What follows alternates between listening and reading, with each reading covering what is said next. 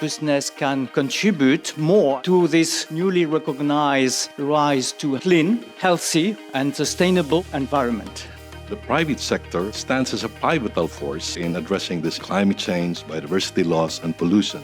Adopting rights-based approaches is critical to strengthen environmental rule of law and also to address the triple planetary crisis. Sustainability is a collective journey and we need to work together. We need to be brave in our vision.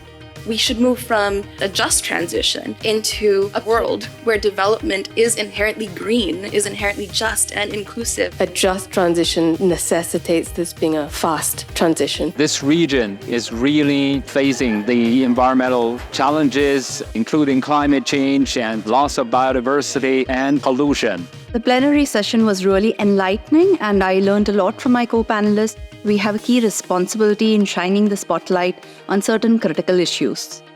We had a great session. I think the three takeaways that I had was that first, we need to put the business and human rights agenda with the climate agenda, and we see that being exemplified by the just energy transition. It is not sufficient to just have a net zero target, but also to have interim targets and to have a very credible pathway as to how companies can decarbonize. We need governments to do their work at home, to actually put in the enabling environment and legislations, the right market incentives before the businesses and individuals can do more. And everyone needs to work together, governments, private sectors, civil society, in order to put biodiversity as one of the main agenda in the business.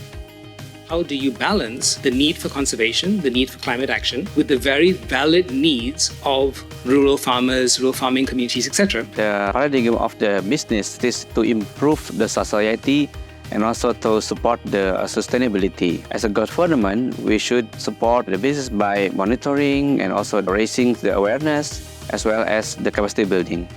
It's very important that we build consensus amongst the different stakeholder groups. Whilst governments continue to actually explore the policy baselines in terms of different policies for sustainability and climate, there's a lot more market kind of advancements that the private sector can do, particularly the larger companies as well.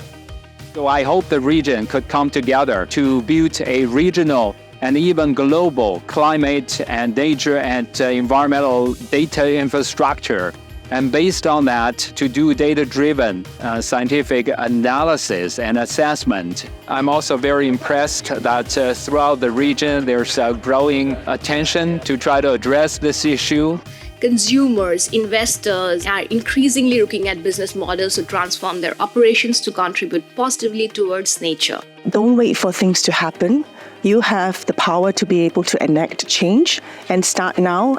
And always feel that you need to be ambitious and act on it.